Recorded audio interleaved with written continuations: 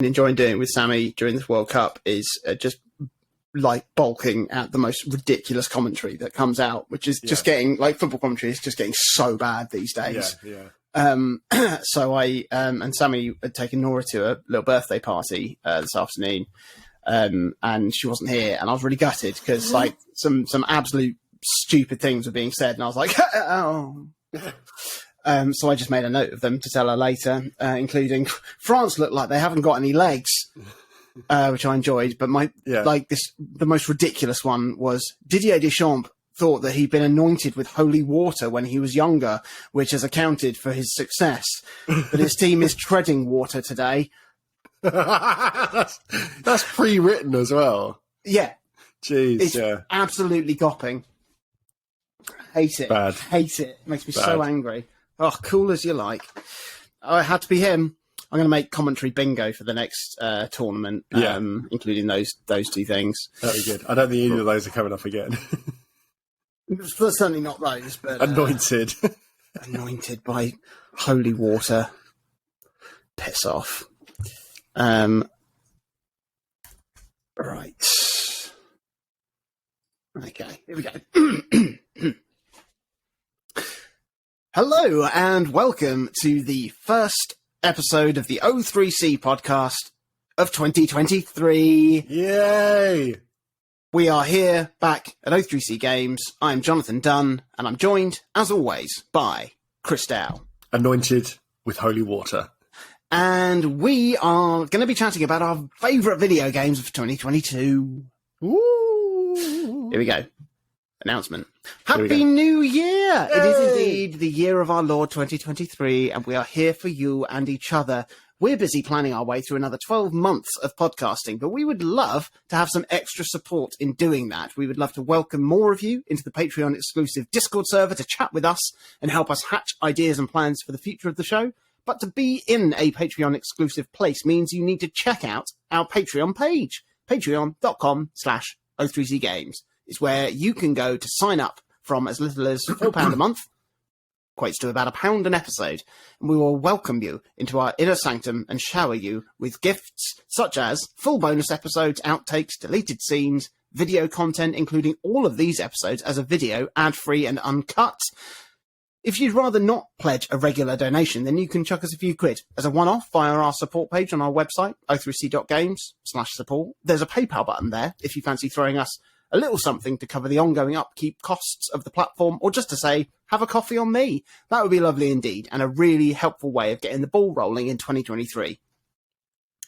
And a huge thank you to our Patreon backers and our PayPal donators for the last 12 months of support. It has been essential as we've navigated our way to where we are with the show now, and we couldn't be happier, and we are so glad to have you aboard the O3C ship as it sails ever on.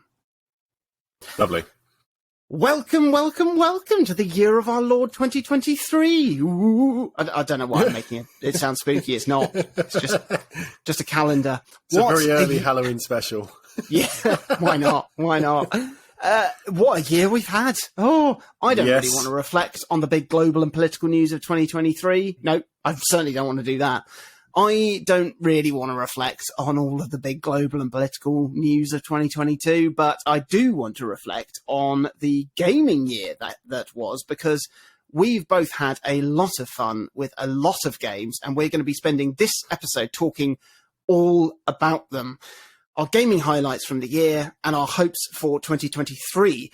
We have decided to save our awardation of the O3C Game of the Year award for its own special episode, because I think we've just got too much to talk about in this goddamn episode. We've been spoiled. It's the game's fault. It's not ours. So you're going to have to be patient and wait for another week before you find out what our Game of the Year is going to be, or just take notice and see which game is suspiciously absent from this episode of our conversation.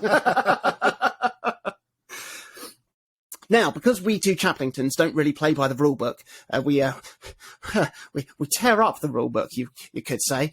Not me. I don't like making a mess, but we're not two gamers who are necessarily clamouring after the latest AAA games on release day 0. And whilst there are some games that were released in 2022 that we did play, we want to first start by talking about those personal gaming highlights of the last year that came courtesy of games we were discovering freshly in 2022 rather than the brand new ones. Hang on, I haven't got the... am I starting this? You can do, but because you've just spoken, we can just flip it round. It doesn't matter. No, I've got a little lead in here. All right. I'll just go into it. And I think the phenomenal Steam Deck has a lot to answer for this, because it brought a new lease of life to just so many games for us that were just sat in our Steam libraries that we thought would be nice to play handheld, or just to test the platform out to see how it handled some impressive games in our libraries that weren't necessarily the latest releases. And a real surprise enjoyment for me in 2022 came actually on your recommendation, or rather your recommendation. What? Hang on. Oh yeah, and I realised what I'd written here. It came actually on your recommendation, or rather your recommendation of it, as you told me a little bit about Ghost Runner, the first-person, fast-paced platforming action game that you said was akin to a first-person Super Meat Boy come Hotline Miami experience in a futuristic cyberpunk world. And I had it on my Steam Deck from a Humble Bundle, I think, and wanted to give it a go. And it really floated my boat, even though I don't really go in for first-person games on console controls. The pickup and playability of the Steam Deck fit Ghost Runner so well. Just being able to pick it up, have a few goes at a little section, put it down, come back to it later, fail, get frustrated, put it down, try again on the loo a little bit later on. And I loved every second of playing that game. It was one of those classic ones of, it's hard but not unfair. If I failed, it was my fault, and I knew what I had to do differently to not fail again. Whether or not I put those things into action is up for debate. I've still got the DLC to play for it as well at some point, but the real thing that elevated this game to a standout highlight for me was its coincidence with the release of my album of the year, or rather albums of the year, because the Norwegian electronic band Röyksopp started releasing their Profound Mysteries trilogy around this time, and the first album just put me in such a high state of focus and euphoria that went hand in hand with playing Ghost Runner. Like, the soundtrack to Ghost Runner is already really, really great and pumping, and it did this. But I found myself listening to the first Profound Mysteries album so much whilst I was working, and then turning the sound down on Ghost Runner as I interspersed bits of playing Ghost Runner with bits of editing, and the two things just fused together just so perfectly, to the point where when Röyksopp released the second and third installments of the Profound Mysteries later in the year, I instinctively got the Pavlovian itch to play Ghost Runner again. So the highlight came from the fusion of these two fantastic things, a brilliant game and a brilliant set of albums. I'd really recommend the game to anyone. It's fantastic. It's a great showcase for, like, any sort of modern platform that you're playing it on. It looks and plays fantastically on the PS5. It looks and plays fantastically on the Steam Deck. And yeah, it's just a really, really good game. But for me, it was a little bit special. More than perhaps any year so far, I just didn't play many contemporary new releases in 2022. So kind of thinking about this idea of what we played that was new to us, I think is really quite important for the way that we reflect on any gaming years. Obviously, none of this has been helped by getting the Steam Deck, as you mentioned, because so much of my year has been dipping in and out of older emulation titles or legacy sort of Steam library content that I've amassed over the years. But more than that, I just think I'm drifting away from big AAA games, full stop. Well, even the games I'm going to talk about here in this section, as in titles that I played in 2022 but didn't come out this year, you could barely call many of them AAA. They're double A in some cases, like the old Duracell, but they're not like big marquee releases. This was the year, however, when I finally played through and beat Telltale's The Walking Dead with Georgia. Oh, yeah. And it was a treat from start to finish. Like, to play it with her rather than playing it solo, it was genuinely as engaging and as interesting as any prestige TV show I've seen from start to finish. I really, really did love the whole thing. When we rolled credits on the final season, I talked on this show quite a bit about how effective its writing was, how it shifted protagonists in a way that other mediums would have struggled to do as well, how it captured the spirit of the Robert Kirkman comics much better than the AMC TV adaptation had done. But the how more ruthless Georgia was with taking decisions to kill children. She actually, the more episodes we did, the longer she took in her decision making. It was strange. And I wonder if it was a case of, to begin something, I think she was still in the state that's like, I don't know if she was really prepared to commit to 40 odd hours of game. So at the start, it was like, well, it doesn't matter, does it? Just, just make a choice and get on with it.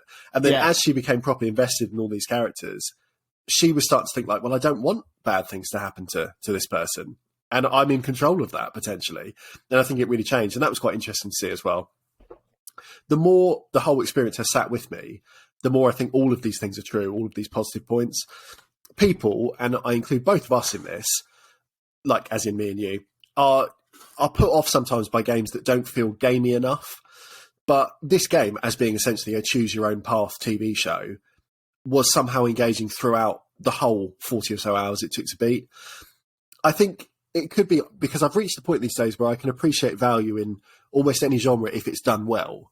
So give me an arcade game, give me a first-person shooter, give me a simulation racer, give me a visual novel, give me a puzzle game. If they're decent games, if they do what they're trying to do well, I'll probably get something out of them. And I would say as a straight narrative game, one that is very, very little to do with actually like any sort of reaction-based stuff or anything like that, The Walking Dead is one of the very best in class. And I'm really, really happy that the team at Telltale were able to finish Clementine's story, even when their own futures looked in jeopardy. By the sounds of it, Telltale are kind of back in some capacity now. They're working on The Wolf Among Us 2, which is due to come out next year. I'm looking forward to potentially playing that at some point because I did enjoy the first one, but that was many years ago I played that at this stage. So it might need a bit of I might need to have a bit of a last time.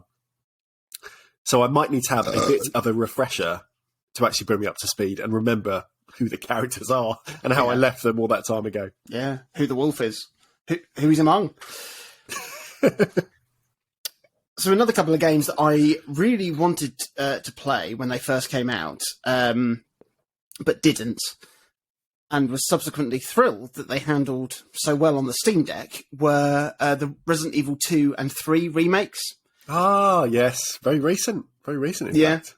I was a little gutted that I didn't discover the website Steam Deck HQ until after I'd finished Resident Evil 2, because the incredibly finely honed specification recommendations that are on that website that I found for Resident Evil 3 made that gameplay just so much smoother and more crisply. But even still, like, these are two games that I was really, really glad to have played, and also really glad to have played as a double bill, because they do feel like two halves of the same game, and all of the modern updates that have been folded in, not just, doing away with fixed camera tank control abomination of the originals, but all of the map system, the inventory management, everything else that's been implemented in the series post Resident Evil 4 just make these a really fun, often just totally daft gaming experience. I can't actually remember when I played Resident Evil Village. I don't know if that was 2022 as well now. I come to think of it. Could have been. But yeah, but that game as well. I mean, I wouldn't have said like, oh yeah, I'm a big fan of the Resident Evil series, because I never played. I never played Resident Evil 1, 2, or 3 when they were out. I tried playing the Resident Evil remake on the GameCube and thought it was bunk. I absolutely fucking loved Resident Evil 4, and didn't play Resident Evil 5, 6. Tried playing Resident Evil 7. It absolutely traumatized me, and I vowed never to play it again. And then I played 8, and I absolutely loved it. But like that sort of the modern Resident Evil formula that it feels like they've sort of found now, because they went in obviously a very different direction for Resident Evil 4. They went in a stupider direction for 5 and 6. Started coming back with 7, and 8 feels like it's playing like Resident Evil 4, but really, really refined. And that's what 2 and 3 feel like as well. I just love it. I love that formula. I find it quite comforting. I know where I'm at with it. And even though it's could be quite a bit scary and spooky and make you jump and see some horrible things, I just really like it. I really like it. And I'm glad to have played 2 and 3. I don't feel like I can say that I've played I don't have any nostalgia for them, so I just enjoyed them for what they were. And as long as Capcom keep making games, certainly Resident Evil games, if they're making them in that style, I'll keep playing them because they're just really good fun, and glad to have played them. Bloody good fun. Literally. Do you remember how many weeks on the podcast I spent talking about everybody's golf? Oh, I forgot about that. The online servers. Everybody's golf. Everybody's bored. No, I'm kidding. They probably were. I loved it. The online servers I was racing against are now officially shuttered, but the memory of this game will burn brightly for years to come in my own head. I still have some mopping up to do to unlock the game's platinum trophy, which was my mission at the start. But after 60, 70 hours, of which 10 at least must have been spent going for those 3 fucking Condor hole-in-ones, I felt I had to give it a rest. Like, I did beat all the online bits. I ground out some of the game's toughest single-player bits. And through all of it, at no point was I not enjoying myself. As much as it got very, very tough in places, and it was frustrating perhaps, I wasn't not having fun. I think golf may well be my favourite sport to video game conversion. And the more I've thought about this one, I think Everybody's Golf may even eke out Mario Golf on the Game Boy Color as my all-time favourite version of the sport if I was to revise my list again. Interesting. I just think the 3-click system is perfect. The balance between realism and silly superhero-style power shots is perfect. The character customization is really silly and therefore perfect. The courses were varied and fun. And quite literally, my only criticism of Everybody's Golf was how much the game relied on that online connectivity. Yeah. Because as much as being part of that community for the months I was playing was a really good laugh, I can't say for me that it made the game any better or worse than if it was just a single-player title. And I think for everyone, it's a real shame that to buy or play the game today, you have to accept an inferior product because that whole bit is just essentially cut off. Just a message says, oh, servers aren't here anymore. And that's a big chunk of the game you now can't access. Perhaps Clap Hands Golf or its switch port Easy Come, Easy Golf will take Everybody's Golf's throne for best video golf game when I eventually get round to play it.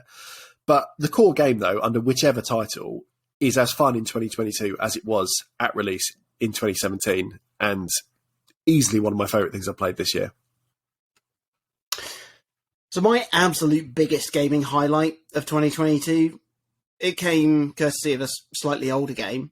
Hang on a minute. So my biggest gaming highlight that came courtesy of a slightly older game also came courtesy of the Steam Deck. And it also possibly gave me my biggest gaming achievement of my whole life. Was when I finally beat Sekiro Shadows Die Twice. Oh, yeah. Yeah, you deserve the accolades for that one. I absolutely adored Sekiro when I first played it on the PS4 when it first came out. And whilst I loved the brutally harsh challenge of the game, the final boss eluded me time after time after time to the point where I did the very uncharacteristic thing and gave up. I put it down. I said I'd return one day, and return I did on the Steam Deck. First of all, what an incredible machine it is to run a game of this scope and size on a fucking handheld. But it was exactly what I needed to be able to pick it up and play it in shorter bursts, trying the boss fights, failing, chucking it down, reflecting, learning, trying again. And this saw me get all the way to the final boss again. And after several failed attempts, I started to get a glimpse of a way through. And a few attempts later, I had more adrenaline coursing through my veins than the time I wrote off a bus in a car crash. Because I had finally beaten Sekiro. It was a moment of sheer triumph and euphoria, unmatched by any other victory in a From Software game or any other game for that matter. So much so that I decided to then play through the game again to get the different ending and again to unlock the other ending. And again to unlock the final weapons. And a final fifth time to get all of the Steam achievements. Let's not gloss over the fact that the game does get harder each time you start a new game plus. So I was playing it incrementally difficult. I was playing it on incrementally more difficult. hang on, incrementally. I was playing incrementally harder. So I was playing it. I was playing it incrementally harder each time, but I felt like a true wizard by the end. Like a gamer who had properly conquered a game that many, including myself, would deem unconquerable. Utterly phenomenal gaming experience. And, you know, I really, really hope that From Software return to that world for a sequel at some time, because it is such a remarkable game. I absolutely love it.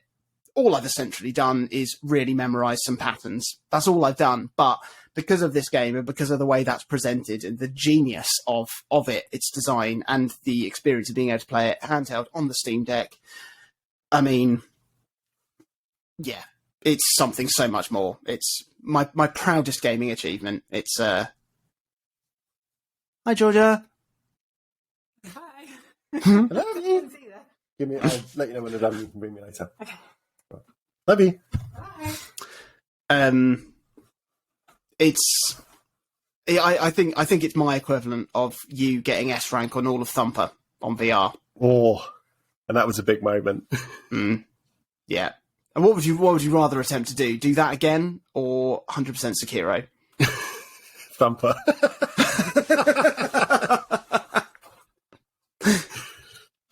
Right, I'm going to let Georgia just leave so there's not a big noise when she goes out the door. And then I'll do my last bit here. I love you. Do you have everything? Yeah. Bye-bye. Bye-bye. God, we're going to be pushing an hour for this one anyway, aren't we? Probably. Okay, let's go. Just waiting for the bang. Yeah. There we go. Okay. So my last highlight of 2022 that was not from 2022 is another primarily narrative-based game. Would you believe it? On a Crystal list. I bloody do. I don't even know if I mentioned this on the show when I played it. I kind of ran through this in a couple nights. And sometimes when I then sit down to actually make notes for the episodes we record, I have such busy time at work sometimes I forget what I played on Monday and Tuesday by the time I'm writing on the weekend as what I played at the end of the week. Neocab, originally launched on Apple Arcade in 2019, but has since migrated to other platforms. So I played it on the Switch via its boutique physical release that came out just this year, and I loved it from start to finish. Really, surprisingly loved it. You take control of a character called Lena, who has moved to a new city to be closer to her best friend Savvy. And to make ends meet, you're driving an Uber-inspired Neo cab. And the rhythm of the game is made up of balancing your finances, your personal stamina, and your driver rating by taking taxi jobs each day, as more and more stories then revealed surrounding the disappearance of your friend. The game is all menu and choice driven, so this isn't a crazy taxi-style driving game. So if you're after something exciting in a traditional gamey sense, it's probably not going to be for you. But the whole experience is so well written and paced that I felt really invested in Lena's whole story. The fares you pick up are usually your choice, with many of the characters of the city having their own connections to the main narrative, so that sometimes collecting the same fare multiple times on different days will reward you with more information about that individual, or sometimes even open up clues or slightly altered routes through the main story. The whole thing is delivered in a cyberpunk synthwave wrapping. And although I think that style is reaching a point of overuse in popular culture right now, I think Neocab does that mix of high and low tech really, really well. And there's some fantastic discussions between Lena and her passengers about the problems that are being caused and solved by big tech, kind of, the big thing of the era now, to be honest. And especially the titular Neocab organization is this point of constant tension for Lena, because other driverless vehicles developed by a shadowy rival tech company are attempting to muscle in on her livelihood from pretty much the moment the game opens. As it's a story game, not going to spoil the crux of it, but it's only 4 or 5 hours long. It's still available on Apple Arcade if you have a compatible device, and I'm sure it would play perfectly well because you're just choosing options from menus. Or it's also on Switch or PC if you want something more traditional. But as something that really came out of nowhere to be a big surprise that I thoroughly enjoyed, I want to give it a really, really solid recommendation as a non-2022 highlight for 2022. Falling over my words today. Yeah. The games of 2022. Are you doing that? Are you doing... Yeah, I think you should have that sound effect, but it should play more frequently than is appropriate. Like almost between every one of these things. I'm not doing that. I think you should, just because it's not like a full song, just that, with loads of reverb, just the games of 2022, and then just fade into the next person talking. So it's like a little chime at the end. I may or may not do that. I think you should do it. The games of 2022 that were not from 2022.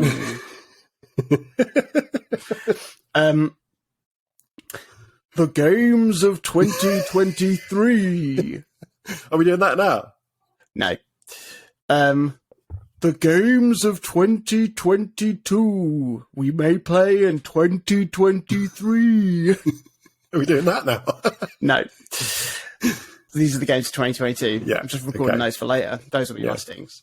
Okay. So, all the games of 2022 that I've picked to talk about here just happen to be Switch games, because even though the Switch is now running on vastly out-of-date hardware and rusty innards, developers are still showing it a huge amount of love and care to get the best out of it. And one of the biggest surprises in this realm was Kirby and the Forgotten Land. Oh, yeah. Now, I had fears that it could be another Balan Wonderworld style mess, and I should have had more faith, because obviously Balan Wonderworld, this ain't. But it does shine a light on how fine a line there is between the two games' successes, because both are very, very similar in their setup and their gameplay design in terms of 3D platforming, fantasy adventure, absorbing abilities, and using those to solve puzzles. But Kirby gets everything right that Balan didn't, and namely it's down to having an attention to detail over all of the elements in play. Like, I think the choice to go with a fixed camera 3D platforming system rather than a free camera one was a sensible choice. It also helps keep the game focused and precise in a way that you don't necessarily get when you can look everywhere and try to get everywhere. But the focus and care that HAL Labs poured into every single moment of this game is so clear to see, because it is such a well-balanced, finely tuned gaming experience. It's got all of the classic Kirby gameplay elements and designs that you want to see, plus expanding it so much further with so many new and wonderful ideas that wouldn't really work in a classic 2D Kirby game. So it's not just doing 3D for 3D's sake. It's really found its reason for this character to be in this dimension. And what it delivered were moments of pure creative joy that I don't think I've had in any other game. Genuine laugh-out-loud moments of surprise that came purely from moments of gameplay, not from cutscenes or dialogue, just from the pure glee of what's been made for me to play. I'm really looking forward to next year's remake of Kirby's Return to Dreamland, which is a return to the classic 2D Kirby affair. But I really, really hope they continue to develop the 3D strand of this series now, given what a success, the Forgotten Land has been. Because, yeah, as a Switch exclusive, it's really high up there in terms of quality and most importantly, just in terms of fun. Absolutely brilliant. It was everything that I wanted Sackboy, what was it called? Sackboy's Adventure on PS5. It's what I wanted that to be. And, and God, I fucking love Kirby. He's great, isn't he? For me, trying to sit down and work out what I'd played that was actually contemporaneous to this year was quite hard work. Like, my initial thinking was, if I look through my PlayStation 5 stuff, that's the most current gen console I have. Surely the games I've bought maybe this year would have been 2022 releases. So I looked through my library, I looked at what I played. Hot Wheels Unleashed, a racing game I enjoyed a fair chunk of, 2021, ineligible. Wreckfest, loved it, 2021, ineligible. Stray, which was pretty hotly anticipated by myself and Georgia for being a game where you jump about as a cat, did come out in 2022, but we were having a lovely time until our save glitched 2-3 hours in and made progress impossible without starting the whole game again. And so, even though I liked it, I refused to give it a spot here. It's not having a spotlight. And so I ended up going back to kind of the odds and sods, just weird stuff I played. So, first highlight, Babylon's Fall, the Platinum Games online-only looter-shooter thing that everyone hated that I really liked. Oh, yeah. I remember that now, yeah. Now, if we're being charitable, it looked like a PlayStation 4 game. If we're being honest, it was probably only a high-res PlayStation 3 game. But the reason I enjoyed it so much was because it put me in mind of a modern take on Phantasy Star Online. Oh, yeah. I've tried a few times to play Phantasy Star Online 2, first via its totally untranslated Japanese release on the PlayStation 4 a long time back, and I got quite far into it, like just guessing my way through menus. And then more recently, I played it on the PC when it finally got a translation. But there's too much to it. It's too much of just a general MMO. And naturally, that's what a lot of people want. But from my experience for Phantasy Star Online, it was always via tiny fan-maintained communities on the GameCube 10 years after the fact, or most recently playing the PC build of Blue Burst, which is still diligently updated by a core group of diehards. Babylon's Fall put me in mind of that sort of community, except sadly for Platinum, that's not necessarily by design. It's just because no fucker bought the game, and it pretty much launched dead on arrival, which is a real shame for them. But you're running through the same stages like Phantasy Star. You upgrade gear like Phantasy Star. You can tackle missions solo if you want to try and tank through enemies or bosses, or with a group of 3 others like Phantasy Star. Bizarrely, to me at least, I think the reasons so many people hated the game in 2022 were the same reasons why people were probably really into PSO back in 2000. Like, granted, maybe we're supposed to expect a little bit more after 22 years of development progress, but equally, I think it's fun. Shoot me. I've really enjoyed it. The combat feels Platinum-y. Visual effects are sadly hugely dialed back from their other kind of contemporary releases. Like, it doesn't even look as good as any of the Platinum games on Switch, to be honest. Yeah. But still, they provide the odd smile. I think the bosses and enemies look really cool. Like, as an example, if you look up the boss Moira, who must be defeated, I think, at the end of the third world, it's like this disgusting arachnid human hybrid that gives most Dark Souls bosses a run for their money, I think, in terms of visual look. And the music's great. So if nothing else, you might enjoy that. Like, people should give it a go. It will definitely be in bargain bins this Christmas for probably less than £5. So this is the time to jump in. If you want to try something a little bit different with very little to lose in terms of your own, financial down payment, it could be something to give a play. So the other game for me was, like Kirby, another sort of sink or swim release, and that was Pokemon Legends Arceus.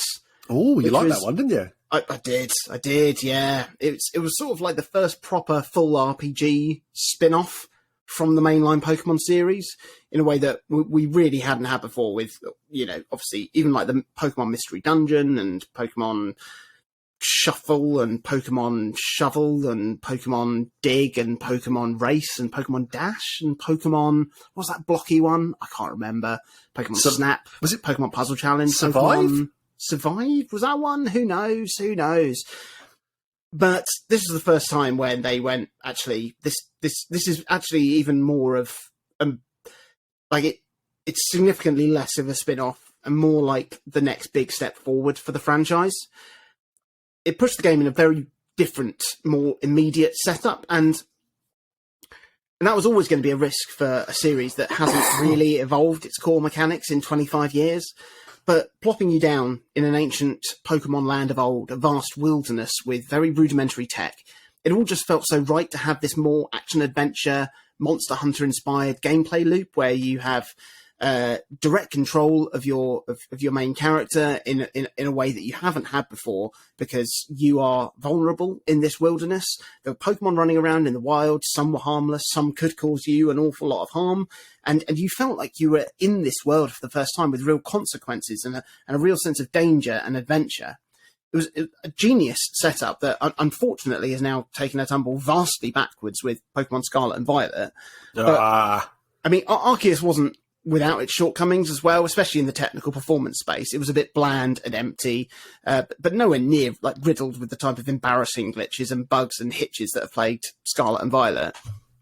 It was all very well balanced and thought out as well in Arceus. There was always something to do with side quests and exploration for days.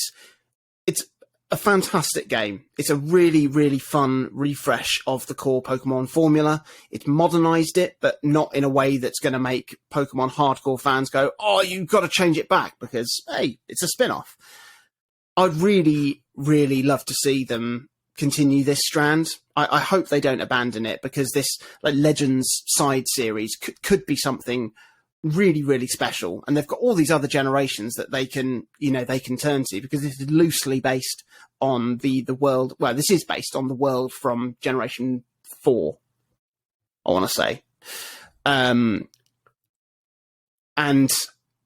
I mean, I'd love it if they did a Pokemon Legends game based on the world of Pokemon Gold and Silver. If they did a Pokemon Legends, what would it be? Celebi, I guess it would have to be, where you could experience the land of Johto and Kanto hundreds of years before Ash and Professor Oak were roaming there. I mean, my goodness, that would be just so special. But do yourselves a favour, Game Freak, and save it for the next generation of Switch hardware, maybe. Poor guys. Oh. For this next entry, I'm cheating a little with this one. Fuck's sake. Mixolumia came out on the PC in 2020, but the Switch port came out in 2022. Counts. There we go. And it was the Switch port that got me properly revitalised in the game. Alongside that Switch release came a raft of new content, some refined visual effects work and other tweaks, which not only made the Switch game one of the best things you could buy this year, but was then also folded back into the PC version, meaning that I've now also added 20 hours of playtime to the Steam version too. Puzzle games suit handhelds best. Everyone knows it. Mixolumia is one of the best puzzle games I've ever played, and the more I play, the more I'm convinced that this will appear in all-time hidden gem lists in a decade or so. Yeah. This isn't necessarily the place to go over in-depth mechanics of this thing, but it's a block-dropping puzzle game that uses a reactive musical score, a bit like Tetris Effect, a bit like Lumines, with the main twist here being that it has a tapered, almost conical playfield, and that really does shift how you have to think about making matches. If you give this game a go, even as a stalwart of matching puzzle games, you will struggle to initially come to terms with how pieces match and how pieces are going to cascade given that angled well. But that is what has made it such a joy to play. And in the same way that Lumines or Chime can feel incredibly oblique for your first few hours of play and then suddenly just click, Mixolumia is just as fussy when you first start, but then just feels really, really good to finally crack. As the years roll on, I think this is another contender for list inclusion for me, but I genuinely don't know where it would fall. To be honest, I think that all comes down to how good I'm eventually able to get at it. Because Tetris and Lumines both rank very highly by virtue of being games my brain just gets. And even probably 50 hours in, I'm still learning with Mixolumia. There's certain times where I'll sit down and I just have an absolutely shocking run where it's just I'm just not seeing these patterns properly. I'm not kind of getting what I'm doing. And then other times I'm in that zone where it's things are happening almost without my knowledge. It's just very exciting to learn a game like this. It's a real joy. I think it's the same thing I get from kind of getting really stuck on a particular arcade game, that I can just learn a very basic system, but how you exploit it, how you kind of work your way through it, what you can learn, what you can't learn, when you can kind of plan ahead, when you can react. And puzzle games are essentially like that. So it's a real treat. Looks amazing on the OLED. We say that all the time for these sorts of games, but equally looks lovely on the Steam Deck, which I've played for equally as much time this year, probably between the two versions of this update. So the final 2022 release for me isn't actually a full game, but it is the self-proclaimed massive expansion that was released for Monster Hunter Rise, Sunbreak. It speaks volumes of the quality and depth of Sunbreak that my playtime on the game almost quadrupled because of this expansion. So that it goes to show you how much content they added into this game, but also how much they successfully renewed my interest in the elements of the game that I hadn't really discovered before. And a lot of this is down to the superb co-op experience I had playing it with my friend Casper. When I first played Monster Hunter Rise, it was quite a long time after my friends who had it had already played it and put it down. So I didn't really have anyone of the same level as me to play with that I knew. Now, fortunately, the online co-op system in the game is extremely well made and easy to use. So I was able to have a really fun time playing online with maybe 80% of the randoms that I was paired with. And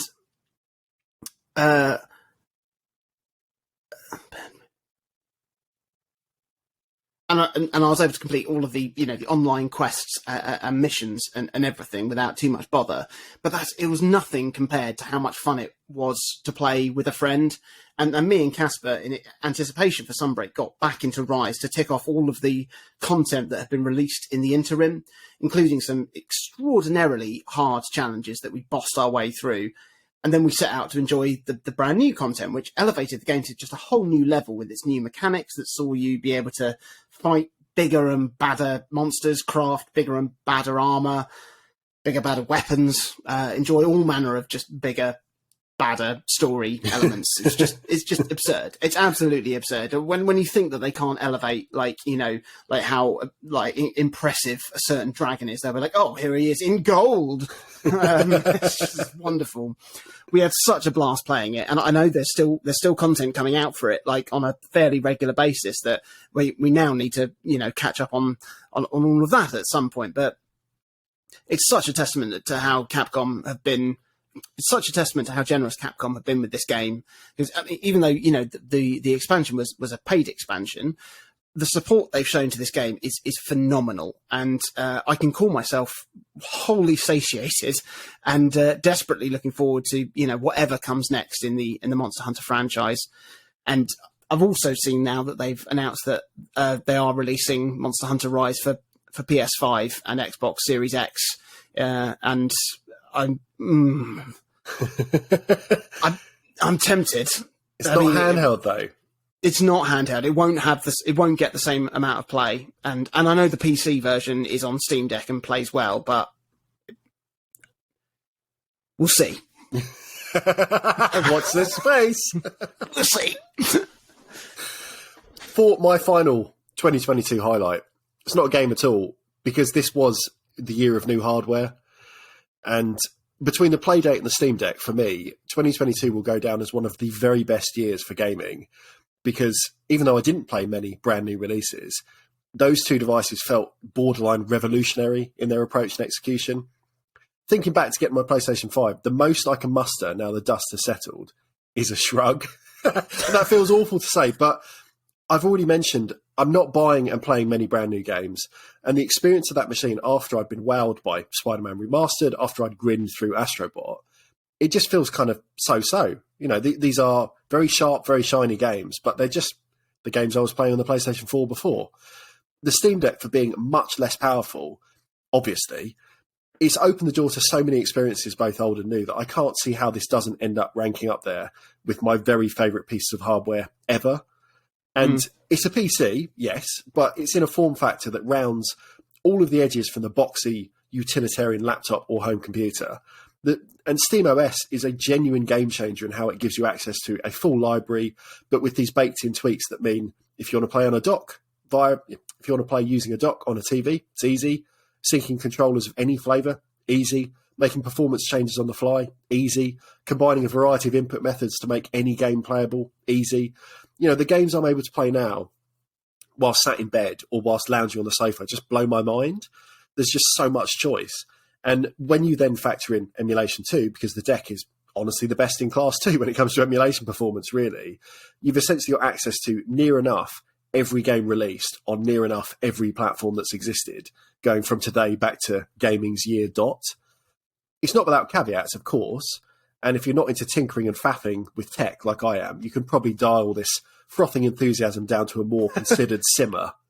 But still, it blows me away every day. Before I had the chance to order one, I was umming and ahhing over whether the £500 and something outlay was going to be worth it.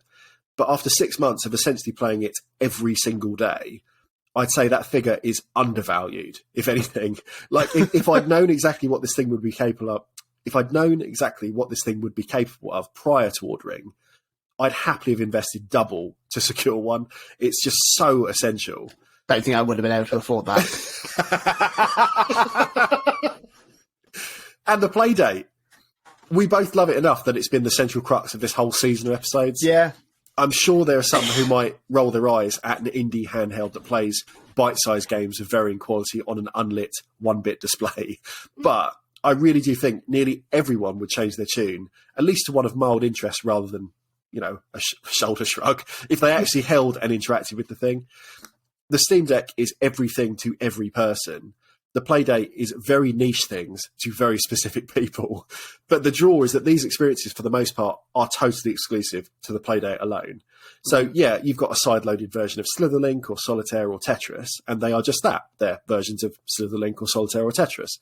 But the games that really embrace the hardware, or the developers that let loose with micro ideas they'd never take from fruition to conclusion on regular machines, make every single new day with the Playdate a joy. Like, of the season so far, Pick Pack Putt, Crankins Time Travel Adventure, Boogie Loops, Flipper Lifter, they're all bangers, and they're bangers that you can only experience on this little handheld. Every other game I've mentioned today is available across multiple formats. Even the Sony exclusive Everybody's Golf. Oh, so that was last episode. Wait, no, it is this one, isn't it? Yeah. Yes, sorry. Fuck's sake. Right, give me a moment. Every other game I've mentioned today is available across multiple formats. Even the Sony exclusive Everybody's Golf has been repackaged as Clap Hands Golf with minor tweaks. In casual play, they look and feel the same. You know, I read a crazy statistic the other day that the PlayStation 5, and I'm not just trying to endlessly rack on it, it has literally, not hyperbole, got 4 games available for it that can't be accessed elsewhere, either through cross-gen, multi-platform or PC releases. Yeah. But if you want to play Echoic Memory or Whitewater Wipeout or Demon Quest 85, the Playdate is the only place to do so. And that's what has made it so exciting to explore in depth this year, because these are tailored games for a bespoke machine that are truly exclusive. If you don't have a Playdate, you're not playing these games. And that has been enough for draw to mean that anytime I put the Steam Deck down, the Playdate's there to pick up and do something different. And that's a really wonderful choice to have. Speaking of games of 2022, inevitably there were games that came out in this last year that we haven't had a chance to play yet. So what were some 2022 games that are on your pile to plough through at some point, potentially in 2023? Well, as we're recording this a little bit before date of release, because obviously it takes time to prepare, I don't know yet if I've actually had time to get through Sonic Frontiers over my Christmas break, but that was one I was kind of interested in. I don't know why I keep trying with 3D Sonic games. Like over the years, I was even drawn into the hype around Sonic 06 that came out on the 360, that to play now, when I tried recently, it's completely unplayable. Again, I'm not exaggerating just for comic effect. I always try and give things a fair shake. Funny. I always try and give things a fair shake, but trying to go back to that game, it was like within 5 minutes, I'd flown through the floor. And then I was like, well, maybe it's a one-off. 5 minutes later, different bit of floor, off we go. It's terrible. And after that, like I tried Sonic Colors on the Wii. It was all right. I tried Sonic Lost World on the Wii U. It's a bit better, but it was kind of all right. So I don't know. Sonic Frontiers could be shocking, but I'm still interested to try it. The only other one really from this year that I was particularly interested in, I do want to check out Mario & Rabbids at some point, but I feel there's more from the original release that I still haven't done. So I've kind of got that to try and get through first.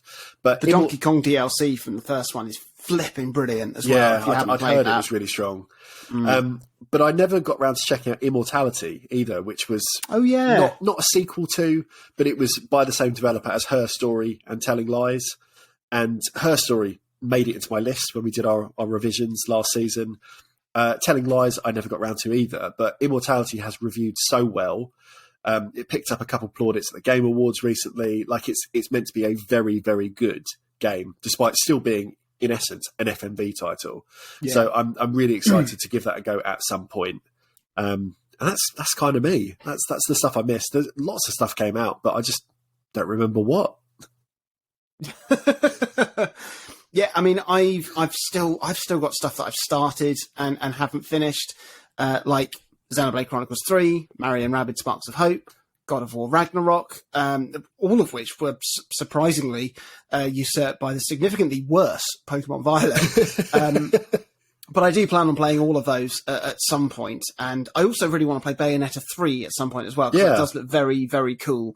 I'm a little bit gutted that I cancelled my pre-order so quickly when all that fiasco kicked off online, and then realised, well, it doesn't matter. Anyway, I do really want to play that. And like, I'm also really interested in Sonic Frontiers. I'd be really interested to hear your review and see if you give it, and then maybe like a 6 out of 10. And then I know to subtract 3 from that by the law of Balan Wonderworld.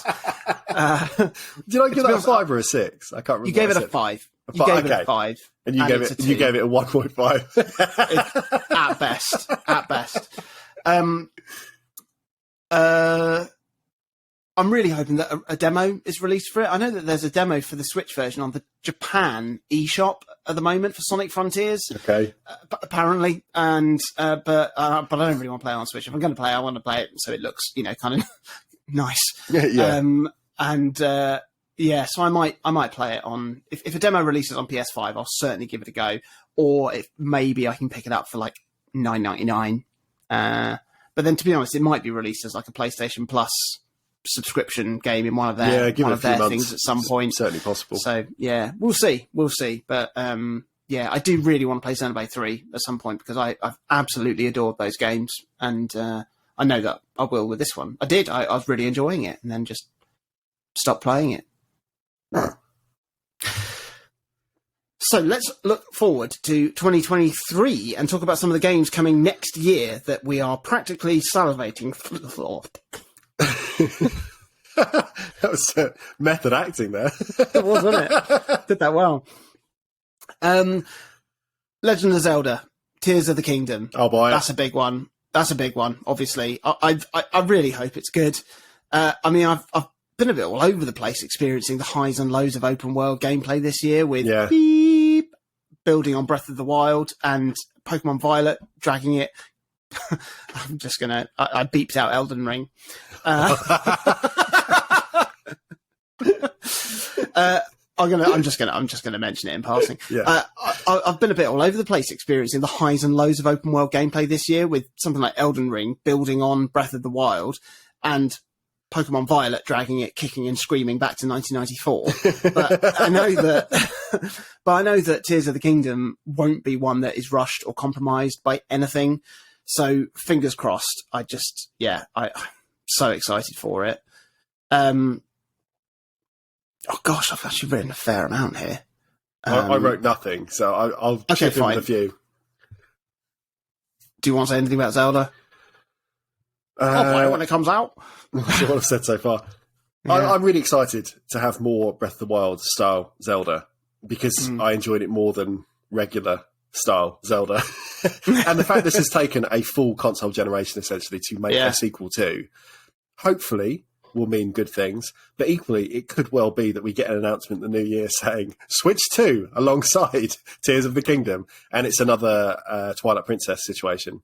And Breath of the Wild situation. Oh, fuck, yeah. There's mad, isn't it? Every possibility, I think. Yeah. The longer the release date gets pushed back and the less information we have, the more likely it is, I think, that we have a successor to the Switch alongside a slightly shinier version of this game. Would be nice, wouldn't it?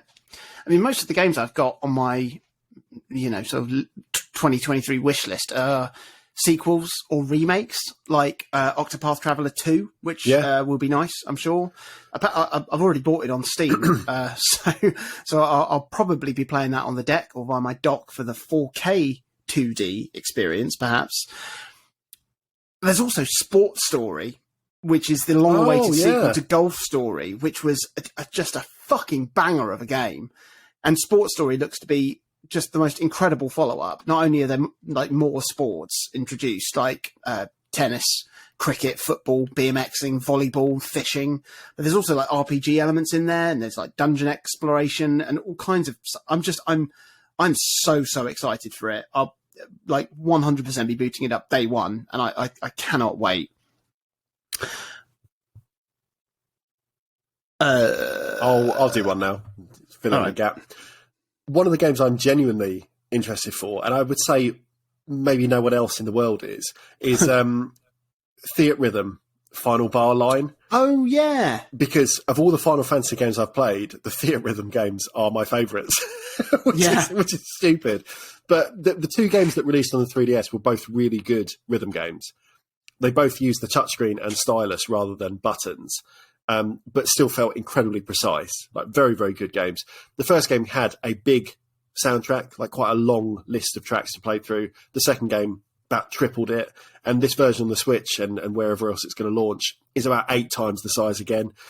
Every single Final Fantasy game is represented with a good 20, 30 bits of music. Every Square adjacent RPG and series seems to be getting 10, 15 tracks as well. It looks like an incredibly generous package. And it's been a long time since I've really got into a new rhythm game. So if this launches and kind of looks like it's a decent time, I think that could consume me for quite a while, because it's the kind of mix between it being a rhythm game, but also essentially being a soft RPG as well. So there's things to unlock, there's characters to upgrade, there's equipment and loadouts and everything else, which make you be able to kind of get a better score through tracks. And it's just really, really good fun. I see. Just in the last week, I think they've announced a 2023 release date for the Spider-Man sequel, and I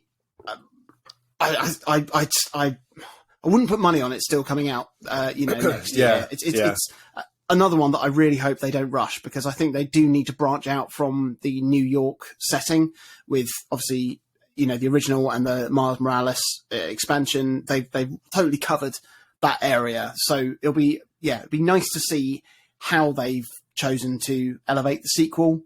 It's slated for fall 2023, which is positive. Even if it does get a delay, I'm sure they'll be eager to get it out in time for Christmas with Spider-Man branded console bundles and all of that. Yeah. In the realm of remakes, there are 2 games that are also going to be day oneers for me, and that's Dead Space and Resident Evil 4. Yeah. Dead Space is probably the game in less need of a makeover, because I think the original still holds up brilliantly, and that's thanks to incredible art design, really tight horror gameplay moments, but the paint job it's going to get will be outstanding, I'm sure, and it's just a great excuse to revisit that horrible world. The original Resident Evil 4 still plays incredibly well today, and I also really enjoy the Oculus VR port of it too. The gameplay is so solid that it's got its own crew. No, the gameplay is so solid in that it's formed the foundation for where the Resident Evil series is now. But again, the paint job on it, I think it's really going to be quite something, lending a whole new oppressive atmosphere to keep you away from the game for another 10 years probably. No chance. No chance. But it will also be nice to see some of the horrendously dated story and dialogue content get a refresh, to make it a bit less problematic and sleazy.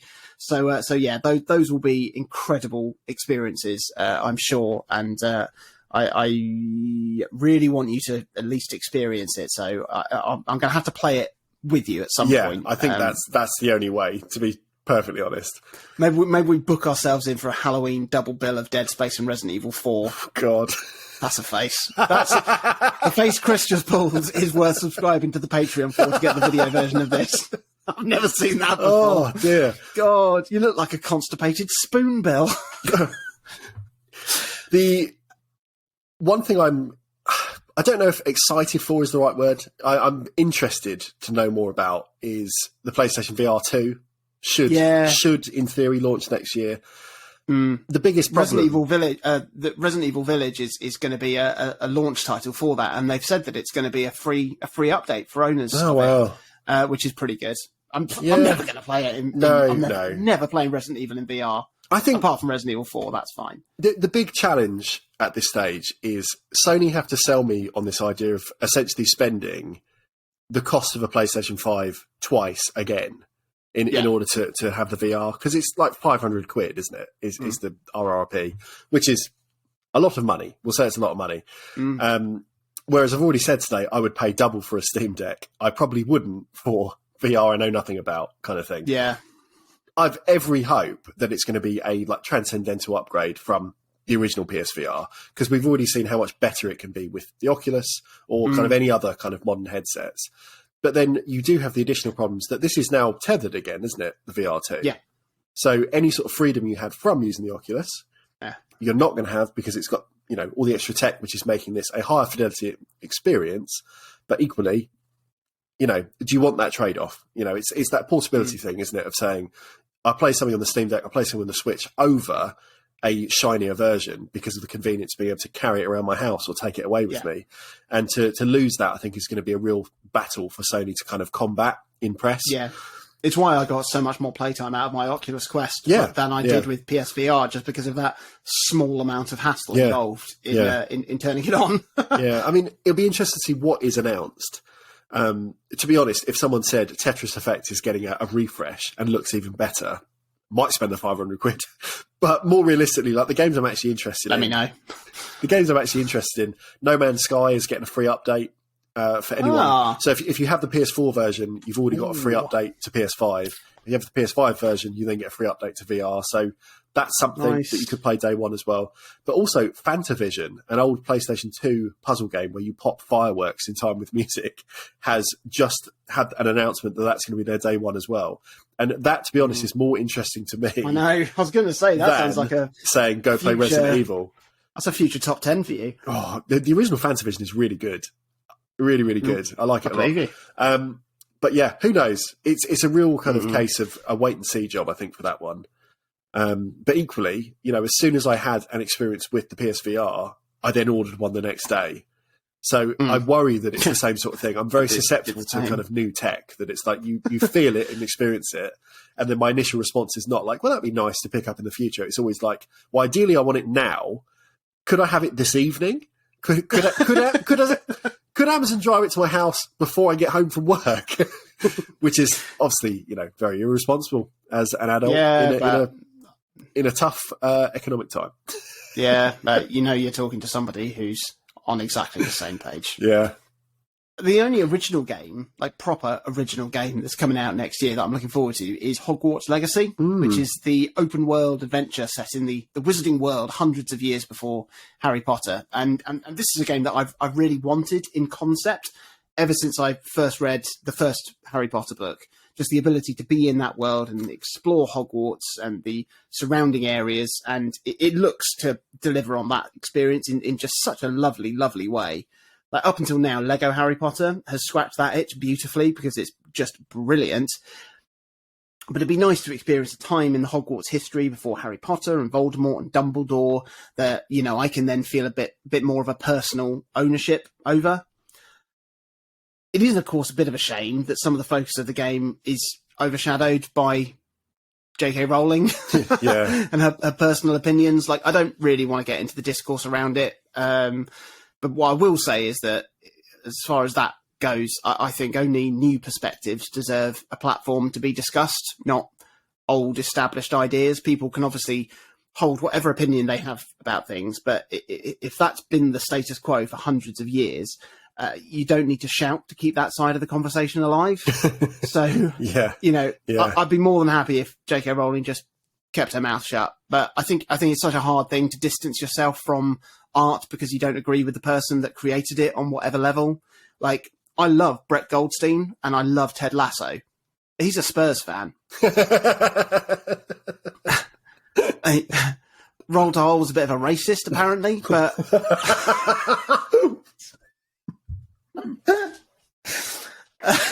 that reminds me, do you remember way back in like the first handful of episodes where Minty out of nowhere said something noted anti-Semite Enid Blyton? That's right. Just without any prep, any forewarning, that was just rolled out in his script. I'd totally forgotten that. Yeah, a classic.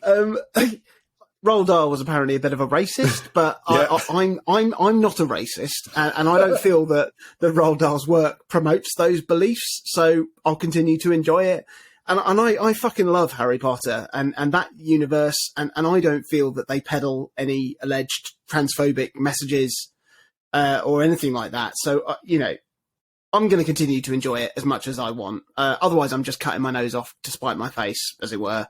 And I also know that J.K. Rowling hasn't been involved in the development of this game, and I do wish the developers all the best with it because it's also their first proper big game, and it's a huge responsibility to be given.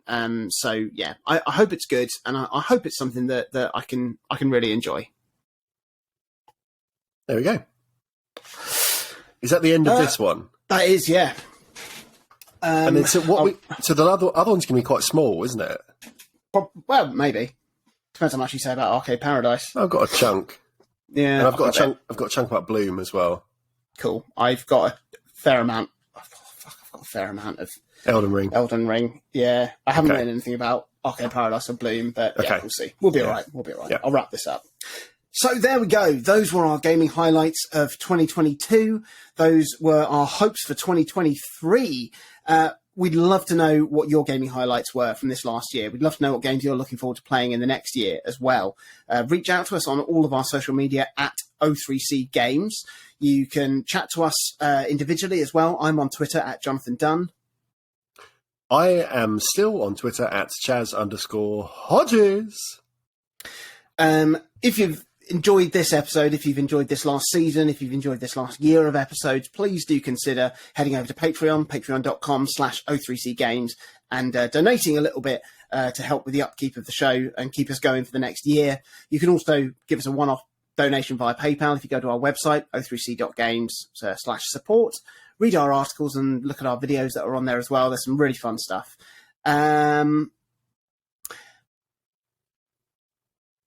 Next week, we're going to be closing off our triple bill of festive specials by awarding our Game of the Year award.